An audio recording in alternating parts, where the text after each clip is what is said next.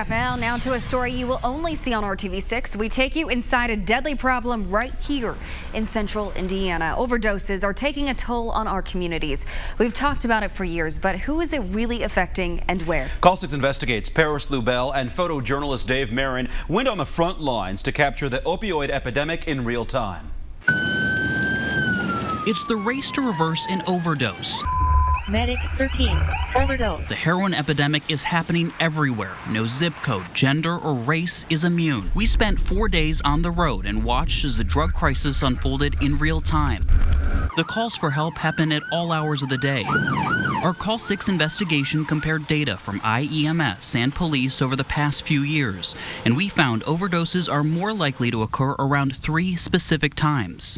Overdose, scene not secure. Engine 41. Fridays and Saturdays at 8 p.m., followed by Fridays at 6 p.m., and then Sundays at 1 a.m. During those peak times, there was no shortage of people we saw overcome by their addictions. At almost every scene, first responders used the life-saving drug Naloxone to reverse the overdose and bring the person back to life. The drug worked in all the scenes we went to except for one. In this neighborhood on the city's southeast side near Thompson Road and Franklin Road, officers finding a 19-year-old dead from an overdose. These moments are intense. Take a look at this body camera video we obtained from Lawrence Police, racing against time to revive a man who overdoses in a hotel bathtub. It took several doses of Naloxone and several minutes before the man felt the effects of the anti-opioid drug. Some respond quickly, others can take much longer. Trying to connect with these overdose victims wasn't possible. Police usually don't file any reports because they have no intentions of seeking criminal charges. What's happening in the heart of the state is also playing out in small cities like Liberty near the Ohio border. I'd overdosed twice, back to back, on a Friday and a Saturday.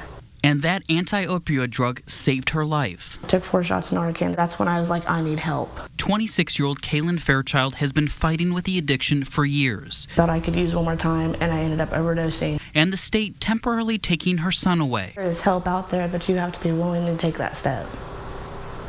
You have to be willing to do what is required to save your life. That's what it is. This is life or death.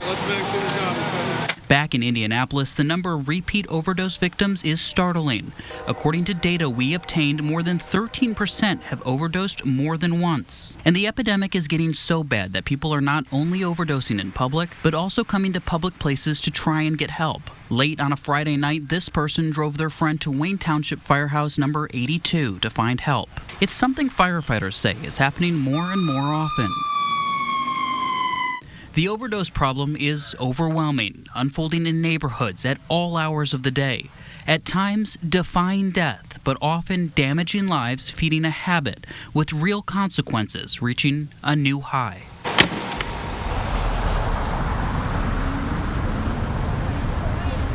Mark and Amanda, that life-saving drug Naloxone, known as Narcan, has been used 617 times this year to save lives. It's on record, IEMS says, to break last year's record, which is the most it's ever been used. Reporting live tonight, I'm Call 6 Investigates Paris Lewbel.